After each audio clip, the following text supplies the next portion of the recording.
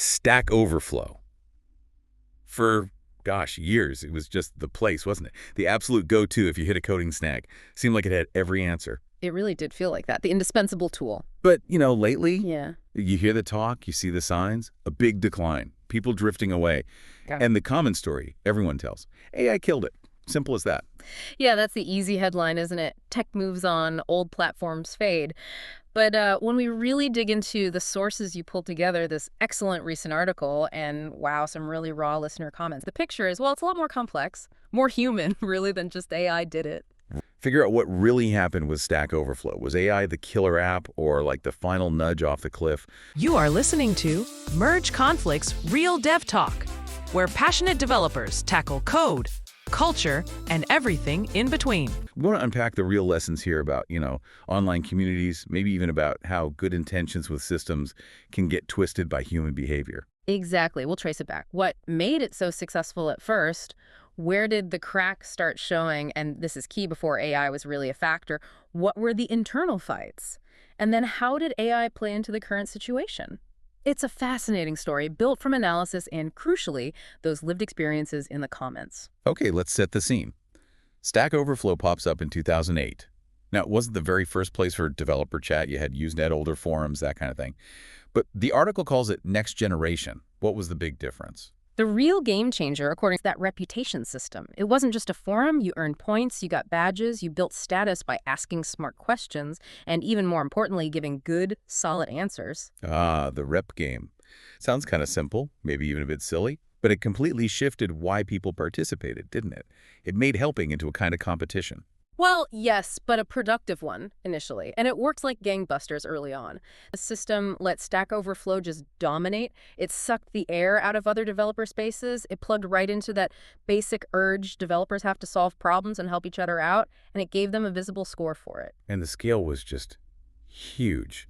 The article mentions at its peak something like 200,000 new questions being asked every single month. Think about that volume. It's massive. A genuine living library being built by the users for the user. Okay, but here's the twist.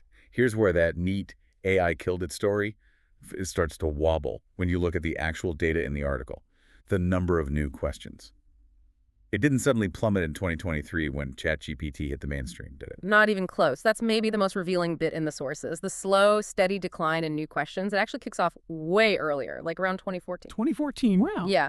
There's a little bump up during the big pandemic shift in 2020, more people coding remotely, maybe, but then the downward trend picked right back up again. So the platform was already losing steam for almost a decade before the big AI wave hit. Precisely. And that's the core argument in the article, really backed by the timeline. AI wasn't the disease. Stack Overflow was already sick. AI, showing up around 2023, was more like, well, the article calls it the final blow. It just finished off something that was already fading. Right. So if it wasn't AI causing the initial problem, what was going wrong inside Stack Overflow? Right. They really hammer on issues with its own structure, its community rules. The article uses strong language, a parable of human community and experiments in self-governance gone bizarrely wrong. That sounds bad. It is heavy stuff, and the comments really bring that feeling to life. The root of the problem, it seems, loops back to that very reputation system we just praised. As people gained rep, they gained power, specifically moderation power. So the top players, the ones who mastered the rep game, they effectively became the site's rulers. Kind of, yeah. And that's where things started going sour. The system was meant to ensure quality right, but it ended up fostering, in some cases, a really toxic environment. The article even draws a line to the Stanford prison experiment. Whoa, the Stanford prison experiment. That's a heck of a comparison. Yeah. It implies the power itself corrupted people. That's the suggestion. The sources paint a picture where, instead of helping, some moderators became obsessed with enforcing rules with extreme rigidity. Often, forgetting the whole point was to help people. Comments describe moderators systematically culling interactions, just deleting stuff they thought was irrelevant, and some pretty harsh language here, using any excuse to close new questions or shit on new users. Shit on new users. Yeah, you hear that exact frustration, that anger in the user comments. The place that was supposed to be about getting help turned into, as the article puts it, this arid vision of transactional Q&A, an arena where you had to prove yourself just to ask a question.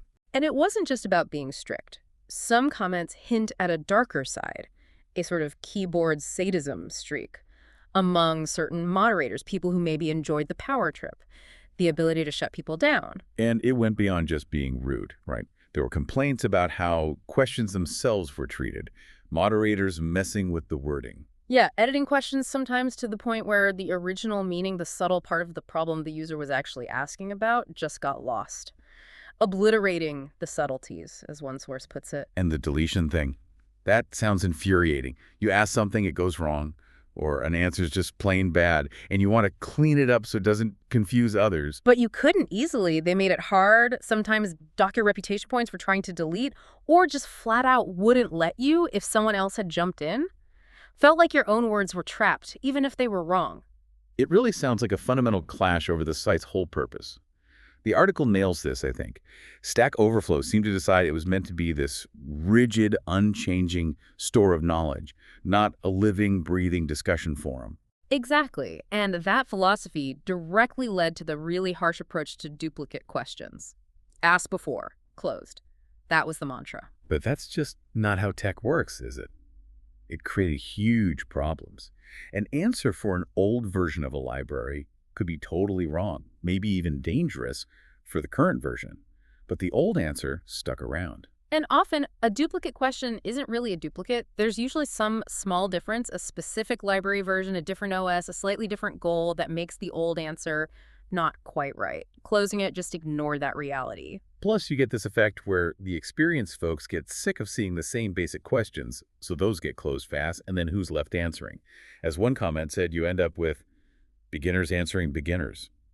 Not great for reliable knowledge. Right, it actually damaged the knowledge building. You couldn't easily gather slightly different perspectives or updated solutions around a common problem. You got forced towards one, maybe outdated answer. So what were the alternatives suggested? Instead of just slamming the close button. The sources had some good ideas. Maybe just let the newbie questions happen for a bit. Everyone starts somewhere. Link them to FAQs gently. Or, this was interesting, have some kind of background process, maybe human curators or even automation that digests the redundant questions, merges them into better canonical answers over time instead of just blocking new ones. Or even just letting a user flag an existing answer and say, hey, I read that, but it doesn't actually solve my specific issue. Acknowledge the nuance. Yeah. But the core mistake, the one that comes up again and again in the comments, was protecting the experience of the established users, the high-rep folks, the aristocracy, as the article calls them, over making the site welcoming for the newcomers it desperately needed to survive. You starve yourself of new blood that way. It feels like more than just the rules broke down. Something softer, less tangible got lost. The actual culture. Totally. The sources really stress the loss of the culture of helping. The initial magic wasn't just the point system. It was, as one comment put it so well, that mysterious joy of giving and receiving help for its own sake. Yeah, like seeing someone stuck on the roadside, you've got the tool they need, and you just help. Yeah. There's a basic human satisfaction in that, right? No scoreboard needed.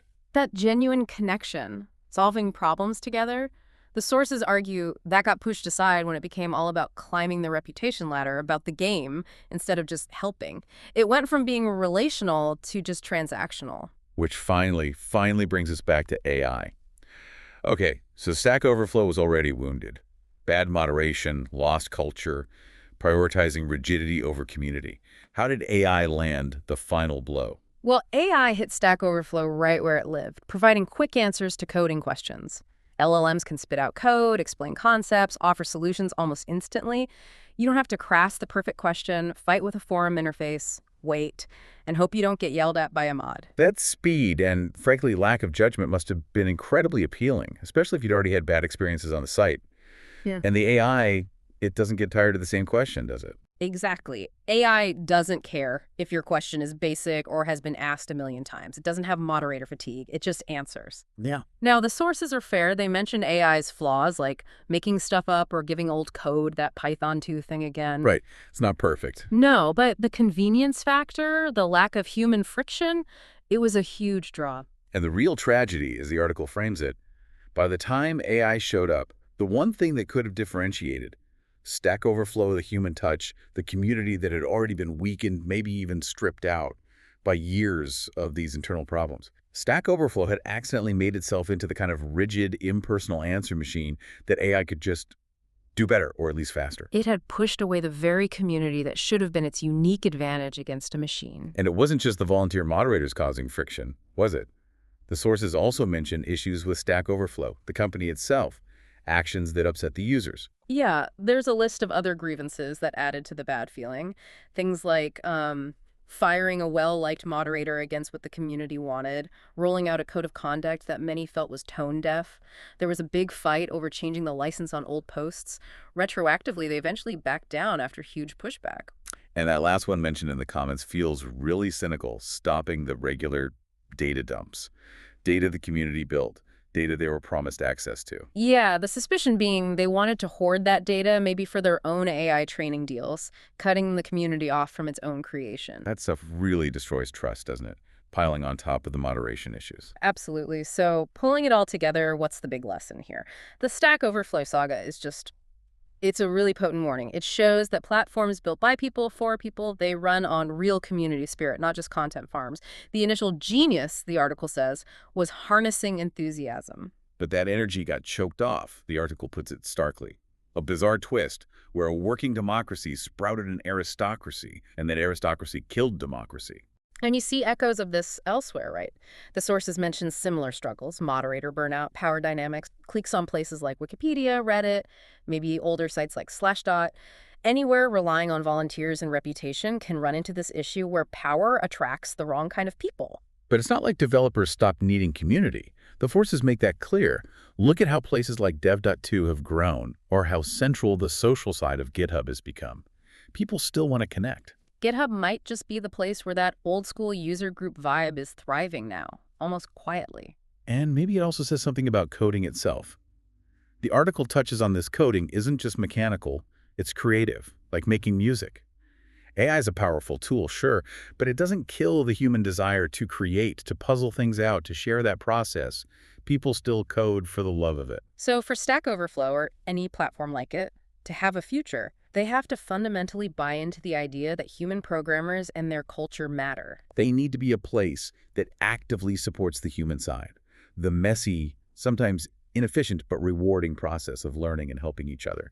That needs to be the mission. Because, AI is going to keep changing things, no doubt. But the lesson from Stack Overflow, it's that the human stuff, the connection, the helping, the real interaction, that's what gives these communities meaning, resilience.